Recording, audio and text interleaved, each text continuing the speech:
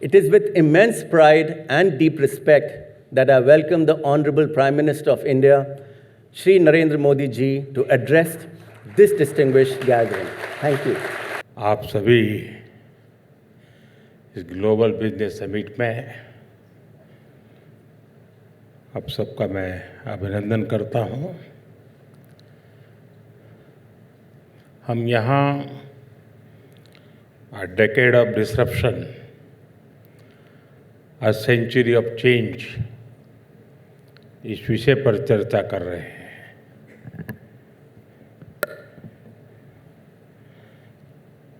विनीत जी का भाषण सुनने के बाद मुझे लगता है कि मेरा काम बहुत सरल हो गया है।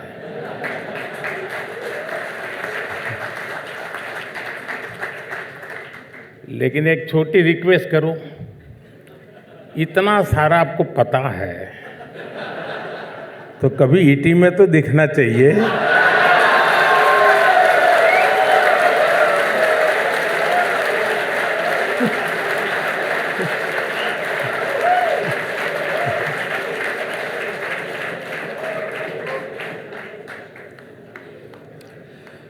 साथियों, 21वीं सदी का बीता दशक अभूतपूर्व डिसरप्शन का रहा है। ग्लोबल पैंडेमिक, ग्लोब के अलग अलग हिस्सों में तनाव, युद्ध और ग्लोब के संतुलन को हिला देने वाले सप्लाई चेन ब्रेकडाउन्स, दुनिया ने एक दशक के भीतर काफी कुछ देख लिया। लेकिन साथियों, कहते हैं संकट के समय ही किसी देश के सामर्थ्य का पता चलता है।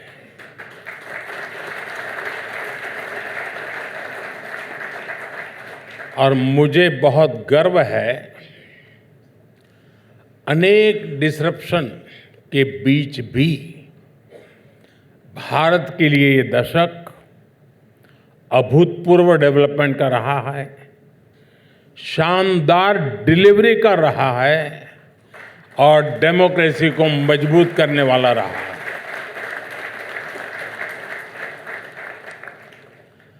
जब पिछला दशक शुरू हुआ था तो भारत 11वें नंबर की अर्थव्यवस्था था। इतनी उथल-पुथल में पूरी आशंका थी कि भारत और नीचे चला जाएगा। लेकिन आज भारत बहुत तेजी के साथ दुनिया की तीसरी सबसे बड़ी इकोनॉमी बनने जा रहा है।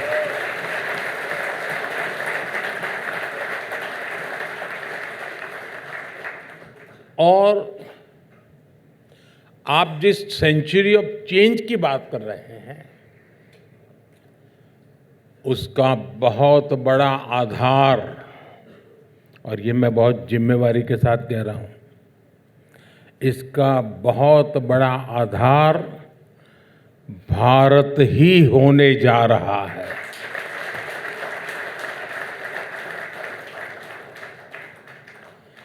आज भारत दुनिया की ग्रोथ में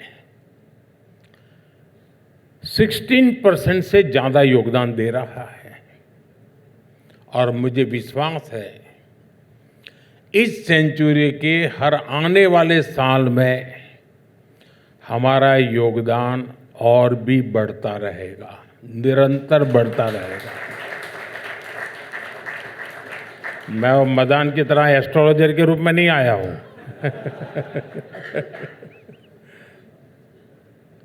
भारत दुनिया की ग्रोथ को ड्राइव करेगा, दुनिया की ग्रोथ का नया इंजन बनेगा। साथियों, दुनिया में सेकंड वर्ल्ड वॉर के बाद एक नई वैश्विक व्यवस्था बनी थी। एक नए वर्ल्ड ऑर्डर ने आकार लिया था। लेकिन 7 दशक के बाद वो व्यवस्था टूट रही है। दुनिया आज एक नए वर्ल्ड ऑर्डर की तरफ बढ़ रही है। आखिर ये क्यों हो रहा है? ऐसा इसलिए हुआ क्योंकि तब जो व्यवस्था बनी थी उसकी नींव वन साइज फिट्स ऑल इसी सोच पर टिकी थी। तब ये माना गया कि वर्ल्ड इकोनॉमी कोर में होगी, सप्लाई चेन्स मजबूत और विश्वसनीय हो रहेगी। इस व्यवस्था में नेशंस को केवल कंट्रीब्यूटर्स के रूप में ही देखा गया। लेकिन आज इस मॉडल को चुनौती मिल रही है। ये अपनी प्रासंगिकता खोता जा रहा है। आज हर देश को ये पता चल रहा है कि उसे अपनी रिजिलियंस खुद बनानी होगी। साथियों, आज दुनिया जिसकी चर्चा कर रही है उसको भारत ने 2015 में, आज से 10 साल से पहले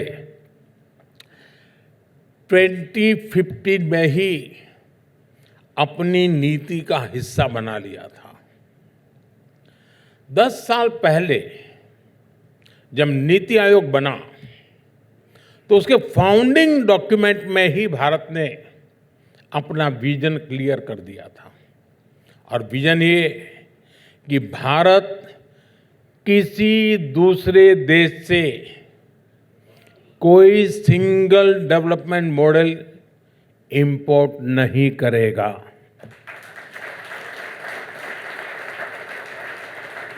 हम भारत के विकास के लिए भारतीय अप्रोच को लेकर ही चलेंगे। इस नीति ने भारत को अपने हिसाब से, अपनी रिक्वायरमेंट के हिसाब से, अपने हित में फैसले लेने का आत्मविश्वास दिया।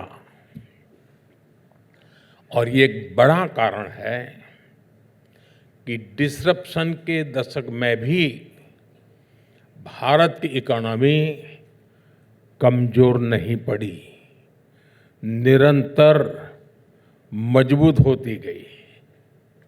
साथियों, आज 21वीं सदी के इस दशक में भारत रिफॉर्म एक्सप्रेस पर सवार है।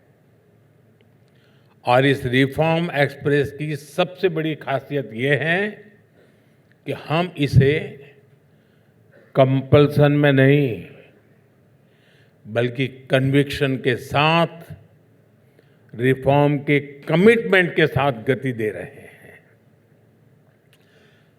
यहाँ तो बहुत बड़ी बड़ी संख्या में बड़े बड़े एक्सपर्ट बैठे हैं, अर्थ जगत के दिग्गज बैठे हैं। आपने भी 2014 से पहले का दौर देखा है। जब तक हालात मजबूर न कर दें, जब तक कोई संकट न आ जाए, जब कोई और रास्ता न बचे, तब मजबूरन रिफॉर्म्स किए जाते थे। आप याद करिए, 1991 का रिफॉर्म भी तब हुआ जब देश पर दिवालिया होने का खतरा आ गया था, जब देश को सोना गिरवी रखना पड़ा था। पहले की सरकारों का यही तरीका था। वो रिफॉर्म्स कंपल्सन में ही किया करते थे। जब 26/11 का आतंकी हमला हुआ, कांग्रेस सरकार की कलई खुल गई तो एनआईए का गठन किया गया। जब पावर सेक्टर बर्बाद हो गया, ग्रिड फेल होने लगे, तब मजबूरी में कांग्रेस को पावर सेक्टर में याद आई। साथियों, ऐसी एक लंबी सूची है जो याद दिलाती है कि जब कंपल्शन में, मजबूरी में रिफॉर्म होता है तो न सही नतीजे मिलते हैं, न देश को सही परिणाम मिलते हैं। साथियों, आज मुझे गर्व है कि बीते 11 वर्षों में हमने पूरे कन्विक्शन के साथ रिफॉर्म किए हैं और ये रिफॉर्म पॉलिसी में हुए हैं, प्रोसेस में हुए, डिलीवरी में हुए और इतना ही नहीं, माइंडसेट में भी रिफॉर्म हुआ है।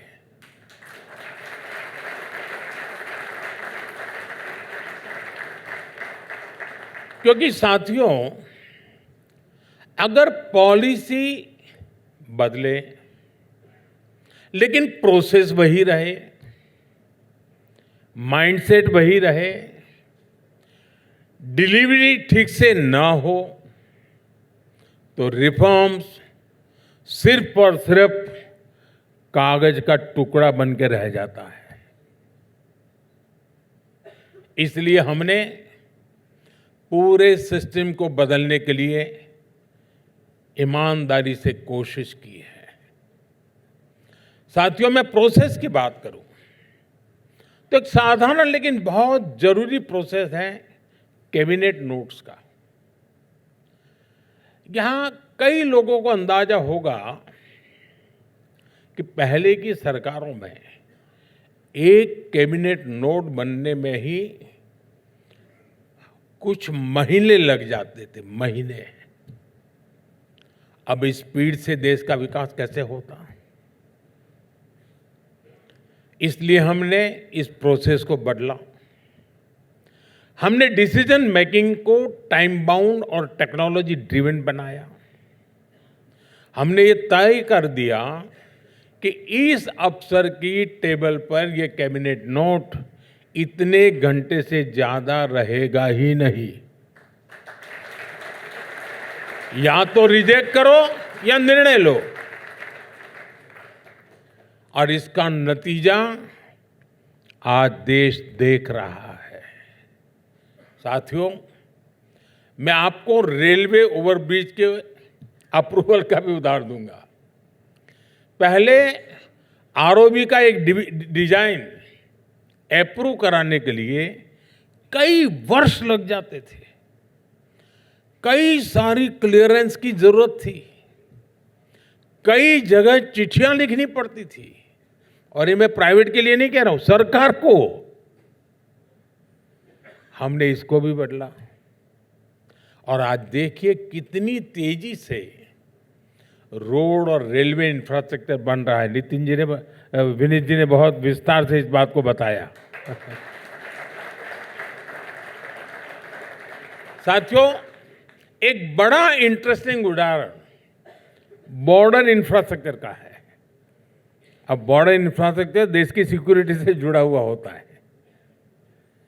आप कल्पना कर सकते हैं, एक समय था जब बॉर्डर एरिया में एक साधारण सी सड़क बनाने के लिए भी कुछ परमिशन दिल्ली से लेनी पड़ती थी। जिला स्तर पर निर्णय लेने के, यानी इसके सामने एक प्रकार से उसको कोई अधिकार ही नहीं थे, दीवार ही दीवार थी, वो निर्णय नहीं कर सकता था। और इसलिए तो दशकों बाद भी हमारे देश में बॉर्डर इंफ्रा इतना बेहाल रहा। 2014 के बाद हमने इस प्रोसेस में भी रिफॉर्म किया। हमने स्थानीय प्रशासन को एम्पावर किया और आज हम देश के बॉर्डर इंफ्रास्ट्रक्चर को तेजी से डेवलप होते देख रहे हैं। साथियों, बीते दशक में भारत के जिस रिफॉर्म ने दुनिया में हलचल मचा दी है, वो है यूपीआई, भारत का डिजिटल पेमेंट सिस्टम। ये सिर्फ एक ऐप नहीं है, ये पॉलिसी, प्रोसेस और डिलीवरी के एक शानदार कन्वर्जेंस का प्रमाण है।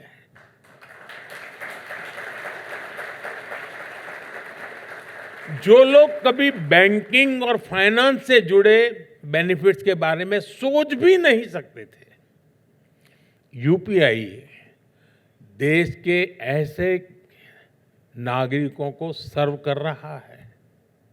ये जो डिजिटल इंडिया है, डिजिटल पेमेंट सिस्टम है, जनधन, आधार, मोबाइल की ट्रिनिटी है। ये रिफॉर्म किसी कंपल्सन से नहीं हुआ है, ये हमारा कन्विक्शन था। और कन्विक्शन ये था कि जिन लोगों तक पहले की सरकारें कभी नहीं पहुंची, हमें ऐसे नागरिकों का इंक्लूजन करना है। जिसे कोई नहीं पूछता, उसे मोदी पूछता है।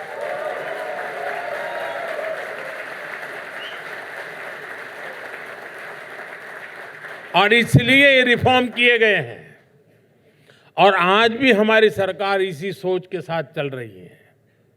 साथियों, भारत का ये जो नया मिजाज है, वो हमारे बजट में भी रिफ्लेक्ट होता है।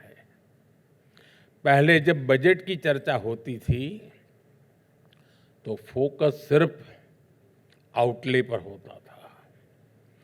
कितना पैसा आवंटित हुआ, क्या सस्ता हुआ, क्या महंगा हुआ। और उस दिन टीवी देखेंगे तो पूरी टीवी एक ही, यानी उनके लिए बजट मतलब इनकम टैक्स ऊपर गया कि नीचे गया, इसके आगे उनको देश दिखता ही नहीं है।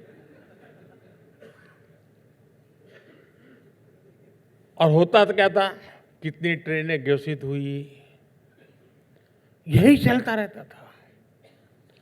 उन घोषणाओं का बाद में क्या हुआ कोई पूछने वाला नहीं था। और इसलिए हमने बजट को आउटले के साथ साथ आउटकम सेंट्रिक बनाया। साथियों, बजट में एक और बड़ा बदलाव आया है। 2014 से पहले ऑफ बजट बोरोइंग पर बहुत अधिक चर्चा होती थी, लेकिन अब ऑफ बजट रिफॉर्म्स की चर्चा होती है।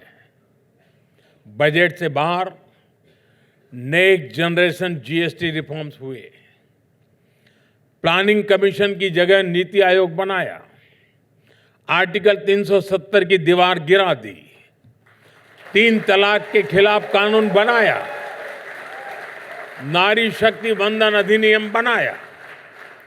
साथियों, बजट में घोषित हो या बजट से बाहर, रिफॉर्म एक्सप्रेस लगातार गति पकड़ रही है। अगर मैं पिछले 1 साल की ही बात करूं तो हमने पोर्ट्स एंड मैरीटाइम सेक्टर में रिफॉर्म किया, शिप बिल्डिंग इंडस्ट्री के लिए अनेक इनिशिएटिव लिए, जन विश्वास एक्ट के तहत रिफॉर्म्स को और आगे बढ़ाया, एनर्जी सिक्योरिटी के लिए शांति एक्ट बनाया, लेबर कानूनों से जुड़े रिफॉर्म्स को लागू किया, भारतीय न्याय संहिता लेकर आए, वक्फ कानून में रिफॉर्म किया गया, गांव में रोजगार के लिए नया जी राम जी कानून बनाया।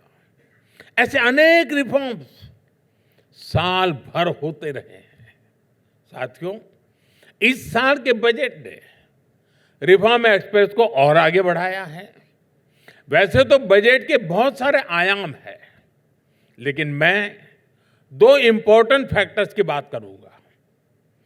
कैपेक्स और टेक्नोलॉजी। बीते वर्षों की भांति इस बजट में भी इंफ्रास्ट्रक्चर पर खर्च को बढ़ाकर करीब 17 लाख करोड़ रुपए कर दिया गया है।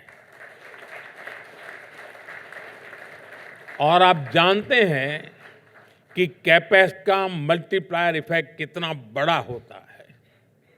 इससे देश की कैपेसिटी और प्रोडक्टिविटी बढ़ती है। अनेकों सेक्टर्स में बहुत बड़ी संख्या में जॉब क्रिएशन भी होती है। 5 यूनिवर्सिटी टाउनशिप का निर्माण, देश के टियर 2, टियर 3 शहरों के लिए सिटी इकोनॉमिक रीजन्स का निर्माण और 7 नए हाई स्पीड रेल कॉरिडोर, ऐसे बजट अनाउंसमेंट सही मायने में युवाओं पर, देश के फ्यूचर पर ये इन्वेस्टमेंट है। साथियों, बीते दशक में हमने टेक्नोलॉजी और इनोवेशन को ग्रोथ का कोर ड्राइवर माना है। इसी सोच के साथ देश में स्टार्टअप कल्चर, हैकाथॉन कल्चर, उसको हमने प्रमोट किया। आज देश में 2 लाख से अधिक स्टार्टअप, रजिस्टर्ड स्टार्टअप्स हैं और ये डाइवर्स सेक्टर्स में काम कर रहे हैं। हमने युवाओं को प्रोत्साहित किया, देश में रिस्क टेकिंग कल्चर को पुरस्कृत करने का भाव जगाया और परिणाम हमारे सामने है। इस साल का बजट हमारी इसी प्राथमिकता को और मजबूत करता है। विशेष तौर पर बायोफार्मा, सेमीकंडक्टर और एआई जैसे सेक्टर के लिए इस बजट में महत्वपूर्ण घोषणाएं की गई हैं। साथियों, आज जब देश की आर्थिक ताकत बढ़ी है तो हम राज्यों को भी उतना ही ज्यादा सशक्त कर रहे हैं। मैं एक और आंकड़ा आपको देना चाहता हूं। 2004 से 2014, 10 साल, इस दरमियान राज्यों को टैक्स डिवॉल्यूशन के तौर पर 18 लाख करोड़ रुपए, 18 लाख करोड़ रुपए के आसपास ही मिले थे 4 से 14 तक, जबकि 2014 से लेकर 2025 तक राज्यों को 84 लाख करोड़ रुपए दिए जा चुके हैं।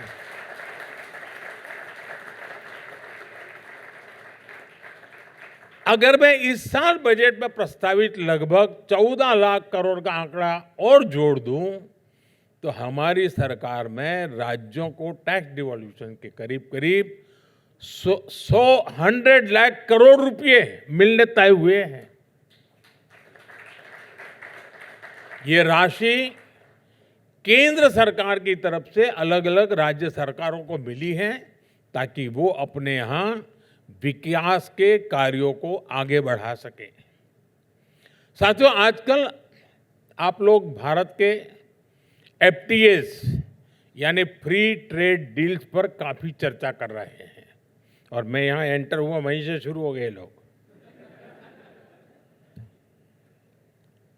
दुनिया भर में इसका एनालिसिस हो रहा है, लेकिन मैं आज इसका एक और इंटरेस्टिंग एंगल आपको बताता हूं। मीडिया को जो चाहिए वो तो इसमें नहीं होगा शायद,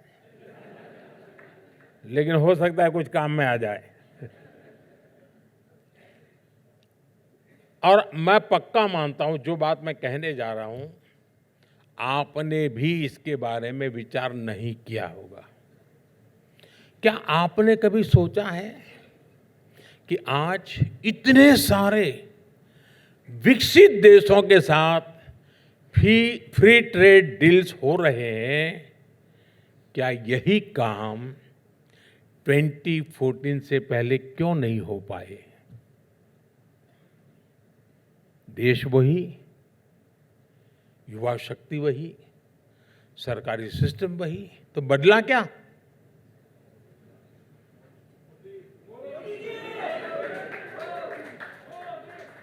बदलाव सरकार के विजन में आया है, नीति और नीयत में बदलाव आया है, भारत के सामर्थ्य में बदलाव आया है। साथियों, आप जरा सोचिए, फ्रेजाइल 5 इकोनॉमी जब थी तब कौन हमारे साथ डील करता? गांव में भी गरीब की बेटी को कोई रईस के परिवार वाला शादी करता है क्या? वो उसको छोटा मानता है। हमारा भी यही हाल था भाई दुनिया में। जब देश पॉलिसी पैरालिसिस से घिरा था, चारों तरफ घोटाले और घपले थे, तब कौन भारत पर भरोसा कर पाता? 2014 से पहले भारत में मैन्युफैक्चरिंग का बेस बहुत कमजोर था और जिसके कारण पहले की सरकारें भी डरती थी। एक तो कोई आता नहीं था और जरा से भी कोई कोशिश करे तो ये लोग भी डरते थे। और डर ये था कि अगर विकसित देशों के साथ डील हो गई तो वो हमारे बाजार पर कब्जा कर लेंगे, वो यहाँ अपने प्रोडक्ट डंप करने लगेंगे। हताशा निराशा के उस माहौल में 2014 से पहले यूपीए सरकार सिर्फ 4 देशों के साथ ही कॉम्प्रिहेंसिव ट्रेड एग्रीमेंट कर पाई थी, जबकि बीते दशक में भारत ने जो ट्रेड डील्स की है उसमें दुनिया के 38 कंट्री कवर होते हैं। 38 कंट्री। और ये दुनिया के अलग अलग रीजन्स में है। आज हम इसलिए दुनिया के साथ ट्रेड डील्स कर रहे हैं क्योंकि आज का भारत आत्मविश्वास से भरा हुआ है। आज का भारत दुनिया के साथ कॉम्पीट करने के लिए तैयार है। बीते 11 वर्षों में भारत ने मैन्युफैक्चरिंग का एक मजबूत इकोसिस्टम देश में विकसित किया है। इसलिए आज भारत समर्थ है, सशक्त है और इसलिए दुनिया भी हम पर भरोसा करती है। यही बदलाव हमारी ट्रेड पॉलिसी में आए, पैराडाइम शिफ्ट का आधार बने और यही पैराडाइम शिफ्ट विकसित भारत की हमारा यात्रा का अनिवार्य स्तंभ बना है। साथियों, आज हमारी सरकार पूरी संवेदनशीलता के साथ देश के हर नागरिक को विकास में सहभागी बनाते हुए कार्य कर रही है। जो विकास की दौड़ में पीछे छूट गया, हम उसके विकास को प्राथमिकता दे रहे हैं। पहले की सरकारों ने दिव्यांग जनों के लिए सिर्फ घोषणाएं की। हम भी उसी रास्ते को जारी रख सकते थे, लेकिन ये सरकार की संवेदनशीलता का उदाहरण है। आप में से शायद जो बातें मैं बता रहा हूं, आप जिस लेवल के लोग हैं शायद उसमें फिट नहीं बैठती होगी। हमारे दिव्यांग जनों के लिए जैसे हमारे यहाँ लैंग्वेज में बिखराव है ना, साइन लैंग्वेज का भी वही हाल था जी। तमिलनाडु में जाओ तो एक साइन लैंग्वेज, उत्तर प्रदेश में जाओ तो दूसरी, गुजरात में जाओ तो तीसरी, असम में जाओ तो चौथी। अगर यहाँ का दिव्यांग आसाम गया तो बेचारा समझ ही नहीं पाता था। अभी कोई बड़ा काम तो नहीं था। अगर संवेदनशील सरकार होती है ना तो उसको एक काम छोटा नहीं लगता है।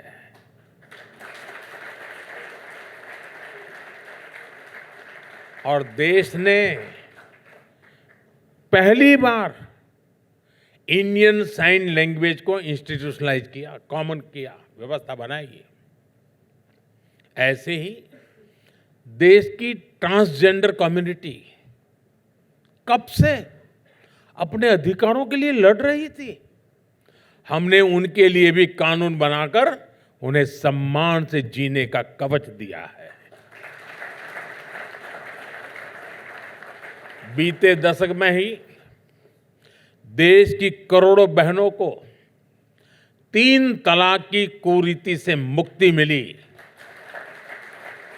लोकसभा और विधानसभा में महिलाओं के लिए आरक्षण पक्का हुआ। साथियों, आज सरकारी मशीनरी की सोच भी बदली है, उसमें संवेदनशीलता आई है। सोच का अंतर क्या होता है, ये हम जरूरतमंदों को मुफ्त अनाज देने वाली स्कीम में भी देखते हैं। विपक्ष के कुछ लोग हमारा मजाक उड़ाते हैं और कुछ अखबारों में जरा छपता भी ज्यादा है। विपक्ष मजाक उड़ाता है कि जब 25 करोड़ लोग गरीबी से बाहर निकल ही गए हैं तो उनको मुफ्त राशन क्यों मिलता है? अजीबोगरीब सवाल है। अगर आप बीमार हैं, अस्पताल में गए और अब अस्पताल से आपको छुट्टी मिली, तो भी डॉक्टर कहता है कि 7 दिन तक ये संभालना, 15 दिन तक ये संभालना। कहता है कि नहीं कहता है?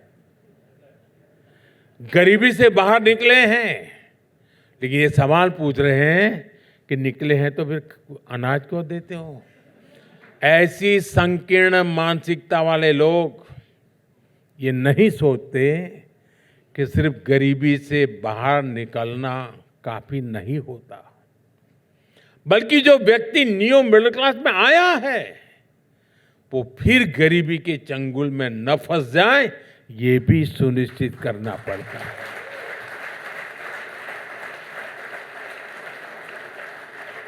इसलिए उसे आज अनाज मुफ्त की सुविधा मिल रही है, आवश्यक है। बीते वर्षों में केंद्र सरकार ने इस योजना पर लाखों करोड़ रुपए खर्च किए हैं। इससे गरीब और न्यू मिडिल क्लास को बहुत बड़ा संबल मिला है। साथियों, सोच का एक और फर्क हम अपने आसपास भी देखते हैं। कुछ लोग हैं जो कहते हैं कि ये मोदी 2047 की बात क्यों करता है? 2047 में विकसित भारत बनेगा नहीं बनेगा, किसने देखा? हम रहे या न रहे उसे हमारा लेना देना क्या है? अब देखिए, ये सोच है और ये बड़े बड़े लोगों की सोच है, ये कोई मैं अपने शब्द नहीं बता रहा हूं। साथियों, जिन लोगों ने आजादी के लिए लड़ाई लड़ी, लाठियां खाई, काला पानी की सजाएं पड़ी, फांसी के तख्त पर चढ़ गए, अगर वो भी यही सोचते कि आजादी पता नहीं कब मिले, हम क्यों आज आजादी के लिए लाठी खाए, तो सोचिए क्या उस सोच के साथ देश कभी आजाद हो पाता क्या?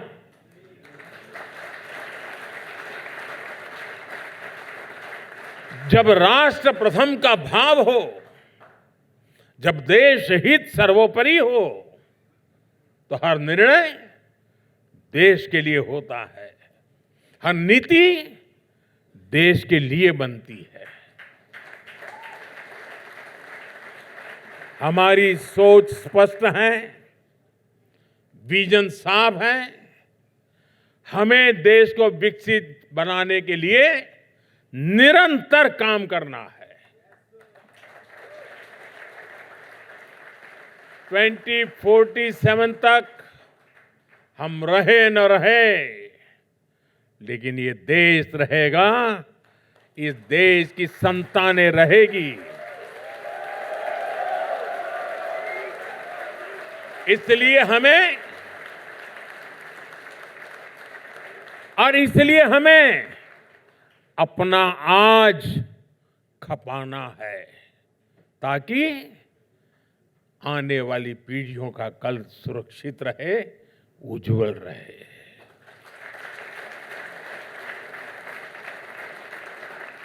मैं आज अपनी आज बो रहा हूं, क्योंकि कल पीढ़ी को फल खाने को मौका मिले। साथियों, दुनिया को अब डिसरप्शन के साथ जीने के लिए तैयार रहना होगा। समय के साथ इनके नेचर में बदलाव आएगा, लेकिन ये तय है कि अब व्यवस्थाएं बहुत तेजी से बदलेगी। एआई से जो डिसरप्शन हो रहे हैं वो तो आप देख ही रहे हैं। आने वाले समय में एआई और भी क्रांतिकारी बदलाव लेकर आने वाली है। भारत इसके लिए भी तैयार है। कुछ ही दिनों में भारत में ग्लोबल एआई इम्पैक्ट समिट होने जा रही है। दुनिया के अनेक देश, दुनिया भर के टेक लीडर्स इस समिट में हिस्सा लेने के लिए भारत आ रहे हैं। सभी के साथ मिलकर हम एक बेहतर विश्व बनाने के लिए निरंतर प्रयास करते रहेंगे। इसी भरोसे के साथ एक बार फिर इस समिट के लिए आप सभी को बहुत सारी मेरी शुभकामनाएं। बहुत बहुत धन्यवाद। वंदे मातरम।